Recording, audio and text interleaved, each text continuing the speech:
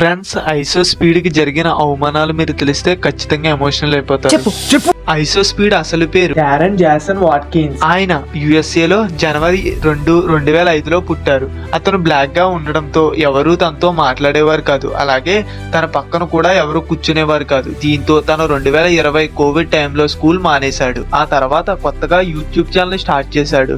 మొదట్లో తను గేమింగ్ మరియు కామెంటరీతో బాగానే ఉండేవాడు. పోను తను విచిత్రంగా ప్రవర్తించడంతో వాళ్ళ అమ్మగారు యూట్యూబ్ మానేమని లేదంటే ఇంట్లోంచి వెళ్ళిపోతానని చెప్పారు. దీంతో స్పీడే ఇంట్లోంచి వెళ్ళిపోతానని చెప్పి ఇంట్లోంచి బయటకు వచ్చేశాడు. స్పీడ్ కి మొదట్లో 2 లేదా 3 వ్యూస్ మాత్రమే వచ్చాయి. తర్వాత తను చేసే తీట పనులతో ప్రజలు స్పీడ్ ని ఇష్టపడడం మొదలు పెట్టారు. దాని తర్వాత తనకి సబ్స్క్రైబర్స్ మరియు మిలియన్లో వ్యూస్ రావడంతో అంచెలంచెలుగా ఎదగడం మొదలు పెట్టాడు. 2024లో బెస్ట్ స్ట్రీమర్ అవార్డు గెలుచుకున్నాడు. మనల్ని మనం నమ్మితే ఏదైనా సాధించొచ్చని నిరూపించాడు. ఇలాంటి ఇన్ఫర్మేషన్స్ కోసం మా ఛానల్ ని సబ్స్క్రైబ్ చేయండి.